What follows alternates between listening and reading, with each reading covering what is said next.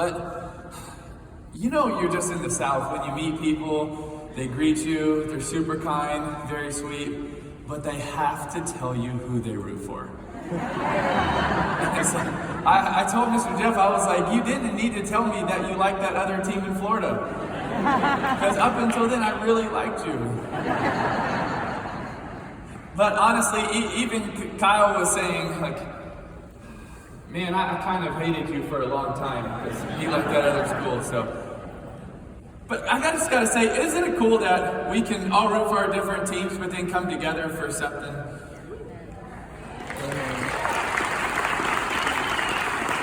I mean, come together fully? No, not completely. But it is fun to give them a hard time, especially when they're saying that their time at that school was terrible because they lost every year. And I'm like, should I say sorry or should I say sorry that I'm not sorry? But can I also just say, it's really an honor to be here. I'm so grateful. I love the theme, climbing to new heights. I think it's so cool when I was asked to talk about climbing to new heights. I don't know if I'm the perfect one to talk on that because I don't even remember how many times I got cut right now, so I got that going for me. But when I was thinking about it yesterday and today about climbing to new heights, how we can do that, what it takes, I constantly kept going back to one thing, and it's the first thing I want to talk about this morning. And it's looking through disappointments to actually see the opportunity. Because if you want to be great and you want to do something that's never been done, you have to do something that you haven't done, or in a way that you haven't done it. And if you want to climb to new heights, you have to be able to look through the disappointment and see the opportunity.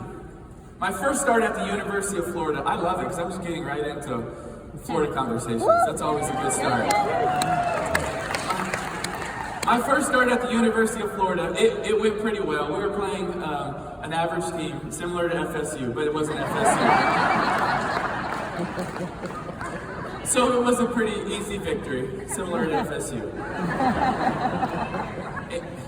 And I got to play just a little over the first half because we were winning and beating this team pretty good. And so I got pulled early into the third quarter. And man, I was thinking, man, this went pretty well. I think I was something like 13 for 17, just over 300 yards passing, a good amount more rushing, and a few more touchdowns rushing. And so I see my family after the game, and I'm thinking, man, this went well. This is awesome. I'm excited. I'm encouraged.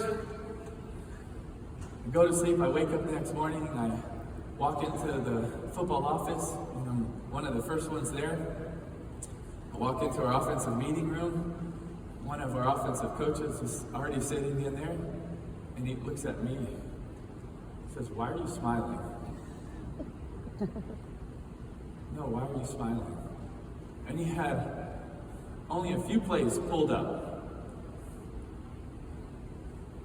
and it was 4. And I said I was 13 for 17. That means there were 4 incompletions. And all we watched over and over and over again were those 4 incompletions. And at first I was like, dang, this sucks. Like, I thought it was gonna be good, like, congratulations, let's improve, but we're gonna celebrate this. There was no celebration. And I still remember this important lesson, because I still try to practice it to this day, is yes, encouragement is important. It's a good thing.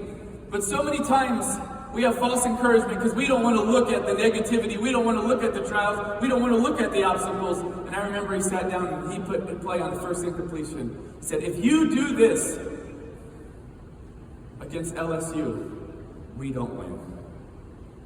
If you do this against Georgia, we don't win.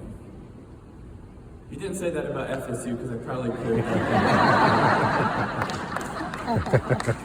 And all we watched was the worst plays. Don't look away. Don't look away. Because there's a difference between average and good and great. And if you want to take the steps from average to good or good to great, then yes, those first 13, those are good to watch. You should evaluate what made them go well. But you really need to watch those 4. Why did they not go the way they were planned? Did I look the wrong way?